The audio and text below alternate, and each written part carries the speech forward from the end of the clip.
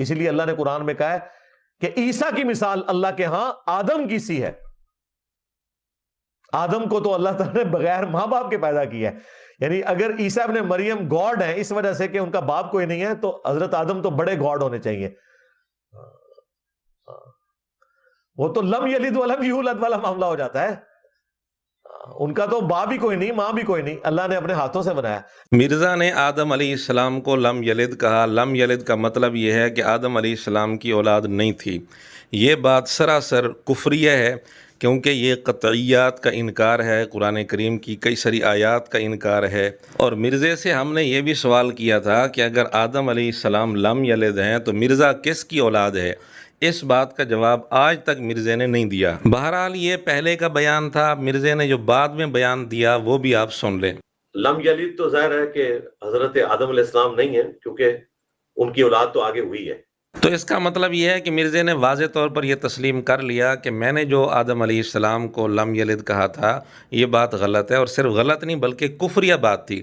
اب کفریہ بات سے رجوع کس طرح ہوتا ہے؟ اس طرح رجوع نہیں ہوتا جس طرح مرزا کر رہا ہے، صرف یہ کہہ رہا ہے کہ آدم علیہ السلام لم یلد نہیں تھے. نہیں، اس طرح رجوع نہیں ہوتا. رجوع کس طرح ہوتا ہے وہ ہم مرزے کی زبان سے آپ کو سنا دیتے ہیں. یو ٹرن یہ ہوتا ہے کہ 180 ڈگری اسٹریٹجی میں چینج نہیں آ سکتا. آ سکتی ہے. You turn who 180 degree. دیکھیں یو ٹرن ہوتا ہے کہ میں پھر کھول کے کروں گا، پھر آپ کا کیمرہ اس کا وزن اٹھا لے.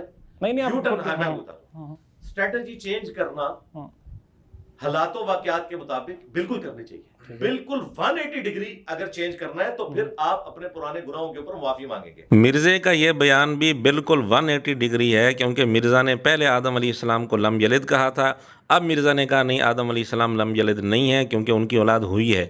تو یہ بیان 180 ڈگری تبدیل کیا ہے مرزا نے. تو کیا مرزا نے اپنے ہی فتوے پر چلتے ہوئے اپنے پہلے والے بیان پر معافی مانگی؟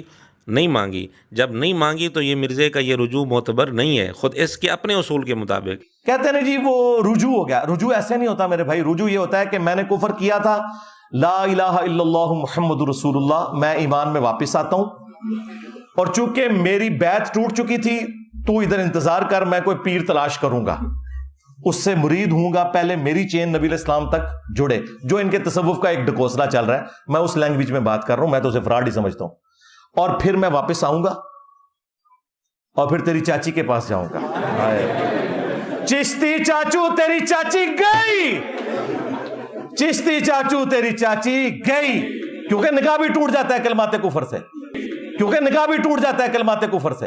رجوع کا جو طریقہ مرزے نے بتایا ہے، یہ مرزے پر ذمہ داری بنتی ہے کہ مرزا خود بھی اسی طریقے سے رجوع کرے. کلمہ پڑھے، کلمہ پڑھ کر دوبارہ مسلمان ہو، اور یہ کہے کہ میں نے یہ کلمات کفر کہے تھے، میں توبہ کرتا ہوں، کلمہ پڑھتا ہوں، اور نکاح بھی دوبارہ کروائے. کیا جہلمی فرقے کی چاچی اتنی ڈھیٹ ہے کہ مرزا جو مرضی کلمات کفر بولتا رہے، نکاح ختم نہیں ہوتا؟ اور ہمارا یہ مطالبہ خود مرزے کے اپنے اصول اور اس کے فتووں کے مطابق ہے. کاش مرزا دوسروں پر اتنی سخت فتوے بازی نہ کرتا تو آج اس کا یہ حال نہ ہوتا. اور مرزا نے آدم علیہ السلام کو جو لم یلد کہا اور یہ کفریہ کلمہ بولا، مرزا یہ بھی بہانہ نہیں بنا سکتا کہ یہ سلپ آف ٹنگ ہے، کیونکہ مرزے کا دعویٰ ہے کہ ویڈیو ریکارڈ کرنے کے بعد ہم اچھی طرح چیک کر کے پھر اپلوڈ کرتے ہیں. اگر کوئی غلطی ہو تو اس کو ڈیلیٹ کر دیتے ہیں، اپلوڈ بعد میں کرتے ہیں. ہماری پوری ایڈیٹوریل پالیسی ہے، کرٹکس بیٹھتے ہیں، ایک ایک ویڈیو کو وہ دیکھتے ہیں، اس کے بعد ہم کٹنگ کے بعد ویڈیو کو اپلوڈ کرتے ہیں، اور جو کچھ ہم چڑھاتے ہیں اس کی پوری ذمہ داری لیتے ہیں قرآن و سنت کے دلائل کی روشنی میں. جب مرزا نے اپنی ویڈیوز کے متعلق یہ دعویٰ کر رکھا ہے تو اب سلپ آف ٹنگ کا بہانہ نہیں بنا سکتا. حضرت تھانوی رحمۃ اللہ علیہ کے ایک مرید سے غیر اختیاری طور پر زبان سے کلمہ کفریہ نکلا. اس پر حضرت تھانوی رحمۃ اللہ علیہ نے اس کو تسلی دی، کیونکہ وہ پریشان تھا اور غیر اختیاری طور پر کلمہ کفریہ نکلا تھا. مرزا نے اعتراض یہ کیا کہ حضرت تھانوی رحمۃ اللہ علیہ کو چاہیے تھا کہ اسے کہتے کہ توبہ کر، تجھ پر شیطان چڑھ گیا ہے. یہاں پہ یہی ہوا ہے. اگر اسے اختیار نہیں تھا تو ہم بابی کو نہیں، بابے کو کہہ رہے ہیں کہ چلو بابی کو تو نہیں تھا، بابے کے ماننے والے کو.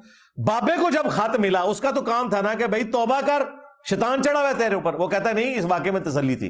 ہم بھی گزارش کرتے ہیں، اگر مرزے نے آدم علیہ السلام کو لم یلد غیر اختیاری طور پر کہا ہے، اس کی زبان اس کی اختیار میں نہیں رہی تھی، جیسے مرزا کہتا ہے کہ ان کے بابوں کو نہ منہ پر کنٹرول ہے نہ پیشاب پر، تو اگر اس کے منہ پر کنٹرول نہیں رہا تھا اور یہ ٹون تھا، یہ ٹون کا لفظ مرزا خود بھی بولتا ہے کہ ان کے بزرگ ٹون تھے جب یہ باتیں کر رہے تھے، تو مرزا جب آدم علیہ السلام کے متعلق لم یلد کہہ رہا تھا، کیا یہ ٹون تھا؟